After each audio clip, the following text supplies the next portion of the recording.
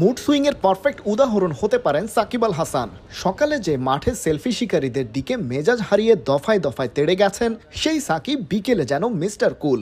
Sheikh Jamal dressing রুমের জানালায় বসে মিটিয়েছেন একাধিক ভক্তের আবদার। ব্যাটে আর জার্সিতে কোনো দ্বিমত ছাড়াই দিয়েছেন অটোগ্রাফ।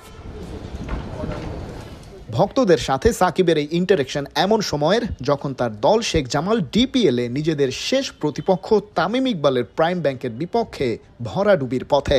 ম্যাচটা শেষ পর্যন্ত সাকিবের দল হেরেছে 199 রানের বিশাল ব্যবধানে। 271 রানের টার্গেট চেজ করতে নেমে শেখ জামাল গুটিয়ে গেছে মাত্র 71 রানে। দলটার ব্যাটিং লাইনের অন্যতম ভরসা ছিলেন সাকিব।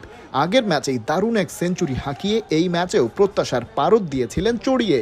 কিন্তু এদিন মিস্টার 75-এর ব্যাট কথা বলার সুযোগ পায়নি একদম। ম্যাচ সেরা রেজাউর রহমান রাজার ওভারে প্রথম বলটা খেলতে গিয়েই স্লিপে ক্যাচ তুলেছেন।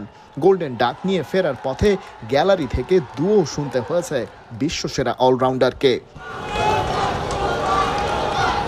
এর আগে সাকিবের হাতে যখন বল ছিল, তামিমের সাথে তার লড়াইটা জমেনি ঠিকঠাক। প্রথমে ব্যাট করতে নেমে সাইফ হাসানের বলে 22 রান করে আউট হয়েছেন টাইগার ওপেনার। সাকিবের করা মাত্র 2টো বল খেলেছেন তামিম, সেখান থেকে এসেছে 2 রান। ফতুল্লায় ভক্তদের উৎপাত কেবল মাঠেই সীমাবদ্ধ ছিল তাই নয়, ম্যাচ শেষে স্টেডিয়াম থেকে বের হওয়ার পথে সাকিব সহ বাকি ক্রিকেটারদের পার হতে হয়েছে এমন বিশাল জটলা। সবাই সাকিব, মুশফিক, তামিমদের সাথে সেলফি তুলতে চায়। সাধারণ মানুষ এমন আবদার তো করবেই, কিন্তু এই অস্থির দৃশ্য আরও একবার প্রশ্ন তুলতে বাধ্য করে, ঘরোয়া লিগে তারকা ক্রিকেটারদের নিরাপত্তা কিংবা স্বস্তির জায়গা কোথায়।